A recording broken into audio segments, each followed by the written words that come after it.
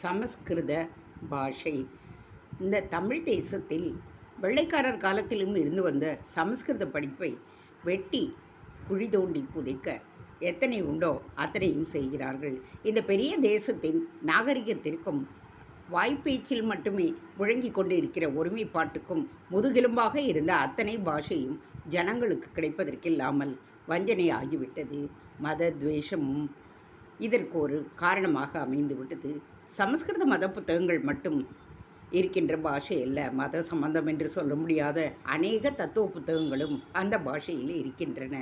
லோகமே கொண்டாடுகிறபடி அறிவுக்கு விருந்தாக அவை உள்ளன. காவிய நாடகாதிகளும் வெளி தேசங்களெல்லாம் வைத்துக்கொள்ளும்படியான இலக்கிய அழகுகளோடு யதேஷ்டமாக உள்ளன அந்த பாஷையின் கலாச்சாரம். அது மட்டுமின்றி ஆர்ட், சயின்ஸ் என்கின்ற கலைகள், பலவிதமான விஞ்ஞானத் துறைகள் எல்லாவற்றிலும் நாம் தெரிந்து கொள்ள வேண்டிய அநேக சூட்சுமங்களை தெரிவிக்கின்ற புத்தகங்களும் அதில் இருக்கின்றன. ராஜநீதி என்கின்ற பாலிடிக்ஸ், ஸ்டேட் கிராஃப்ட், ஆயுர்வேதம் போன்ற வைத்திய நூல்களும் ஒரு துறை பாக்கி இல்லாமல் எல்லாவற்றிலும் உகந்த புத்தகங்கள் அந்த பாஷையில் இருக்கின்றன.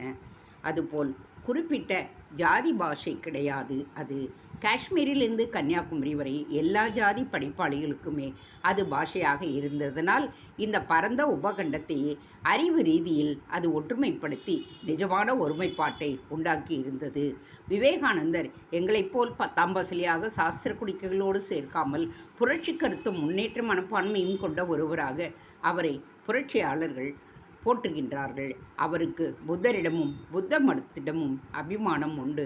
அப்படிப்பட்டவரே இந்த தேசத்தின் உகந்த கல்ச்சருக்கு, அதாவது கலாச்சாரத்துக்கு பெரிய ஹானி எப்பொழுது ஆரம்பித்ததென்றால், பௌத்தர்கள் சமஸ்கிருதத்தை தள்ளிவிட்டு பாலி பாஷையில் தங்கள் புத்தகங்களை எழுதி பிரச்சாரம் பண்ணிய போதுதான் என்று சொல்லியிருக்கிறார்.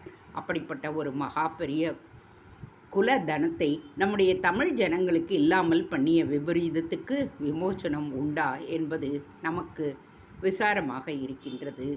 பழங்காலத்தில் தர்ம போதனை இல்லாமல் படிப்பு மட்டு என்று இருக்கவில்லை. போதித்தவர்கள் அதற்கும் ஏற்ற தர்மசீலங்களோடு வாழ்ந்தார்கள். அதுதான் ஆச்சாரிய தர்மமாக இருந்தது. தேங்க்ஸ் ஃபார் வாட்சிங். Please subscribe.